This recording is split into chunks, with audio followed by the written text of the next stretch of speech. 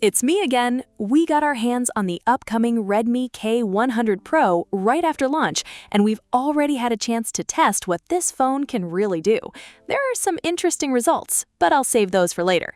Big thanks to my tech partner over in China for providing this footage. I really appreciate the support in making this video happen. Hey everyone, Stella here from techiestreet. If you're into staying updated with the newest gadgets, make sure to hit that subscribe button and turn on notifications so you don't miss any of our latest tech content. First, let's talk design. If a 6.9-inch phone feels too big and a 6.3-inch flagship phone feels too small, the Redmi K100 Pro could hit that sweet spot. It features a 6.59-inch flat display with a splatter metal frame and softly rounded edges. The frame blends into a glass back with rounded corners, giving the phone a solid feel while keeping it comfortable to hold. If you've seen Xiaomi's recent phones, this design will look familiar. The K100 Pro clearly continues the design language of the Xiaomi 15. The in-hand experience feels similar, although the K100 Pro is slightly larger. Around the back, the camera module follows the family design of the K90 series. You get a wide, rounded rectangle island with the same splatter metal finish and 4 camera modules. The Sound by Bose branding sits beside it, and against the white body, the overall design looks quite clean. So what do you think? Redmi is also preparing several color options, so there's more to look forward to. Now, let's get into the hardware that really matters. Unlike the K100 Pro Max, the smaller K100 Pro debuts with a brand new chip, the 5th generation Snapdragon 8 Elite V Series, model SM88501AB. This chip is based on the 5th generation Snapdragon 8 Elite, the SM8850AC. It keeps the same CPU architecture with 2 ultra-high performance cores at 4.6 GHz and 6 large cores at 3.62 GHz. The GPU also comes from the same family but receives several performance optimizations. The phone uses LPDDR5X RAM and UFS 4.1 storage, with graphics performance further supported by the dedicated D2 graphics chip. Cooling is handled by a huge 5,150 square millimeters circulating cold pump system. On paper, this looks seriously powerful, but here's the real question. Can the hardware actually deliver, and how close can this new Snapdragon chip get to the regular Snapdragon 8 Elite Gen 5? There's only one way to find out. Let's test it. For testing, room temperature was kept at 25 degrees Celsius with 50% humidity. The K100 Pro was fully charged, brightness was set to 260 nits, and speaker volume stayed at 65 decibels.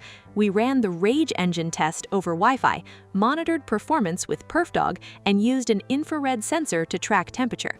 Let's begin with a light to medium workload. With frame rate and graphics settings maxed out, the Redmi K100 Pro came close to its 144 FPS peak, while the 1% low reached an impressive 126.4 FPS. Power consumption was just 4.7 watts, and the rear temperature stayed slightly above 38 degrees Celsius. Overall, performance was extremely stable. Next came Genshin Impact, which puts much more pressure on the processor and cooling system. After 30 minutes around the NATO map at medium to high settings, the K100 Pro maintained a frame rate close to maximum. Performance was steady, but something still seemed to be missing. So we brought in 2 competing phones from different manufacturers, both using full-power Snapdragon 8 Elite Gen 5, to see where the K100 Pro really stands. For comparison, we'll call them Device A and Device B. Both are first-generation Snapdragon 8 Elite Gen 5 phones with mature tuning and optimization. As expected, their average frame rates were slightly higher, while their temperatures were a little lower. But the K100 Pro had one interesting advantage. Its higher 884p rendering resolution gave it better control over frame rate fluctuations and jitter. Even at the lower end, the K100 Pro managed a 1% low of 51.43 FPS, only around 3 to 6 FPS behind devices A and B. And that small gap reveals something important. Redmi seems to have optimized the K100 Pro's performance scheduling specifically for Genshin Impact. Its resource management appears more efficient and consistent, ultimately delivering a smoother and more stable gaming experience. Taking things up another level, we moved to the high-load Star Trek 30-minute golden moment test, which puts much more pressure on the GPU. We removed unavoidable battle transitions and drum animations to make the results easier to compare. The results are interesting. The K100 Pro rendering at 994p with an average of 59.1 FPS performed slightly ahead of device A at 992p and 59.11 FPS.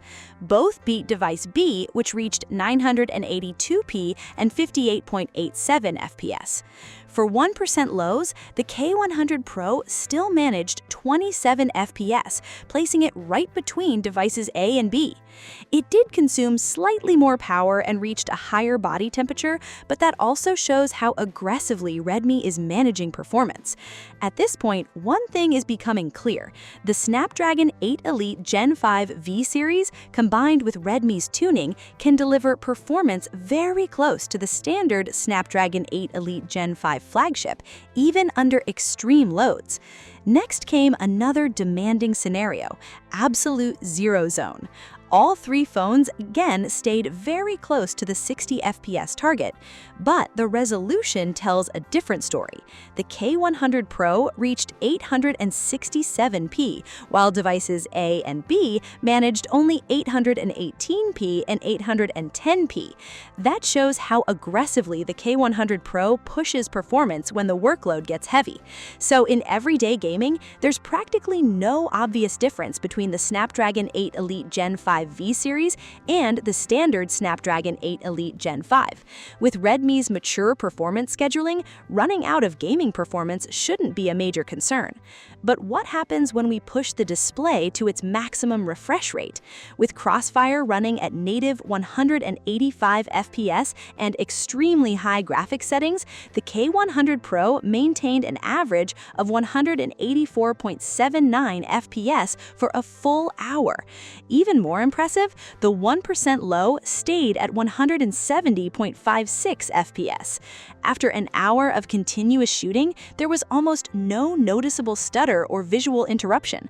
Power consumption averaged just 4.8 watts, while the hottest rear area reached 42.8 degrees Celsius.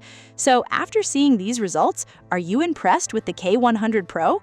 Personally, I am, and that matters even more now, with performance becoming less cost-effective as prices continue rising.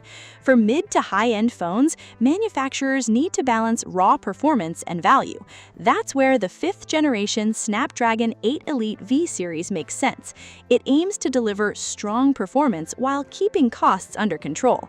Based on our tests, the chip delivers at least 90% of Snapdragon 8 Elite Gen 5 performance, and in some scenarios, it gets extremely close. Looking ahead, the Snapdragon 8 Elite Gen 5 family could become a major force in the smartphone market towards the end of this year and potentially into next year. Combined with Redmi's hardware, the K100 Pro offers a gaming experience that's essentially comparable to a conventional Snapdragon 8 Elite Gen 5 flagship. Add its solid build and accessories, this could be a very capable mid-range performance-focused flagship.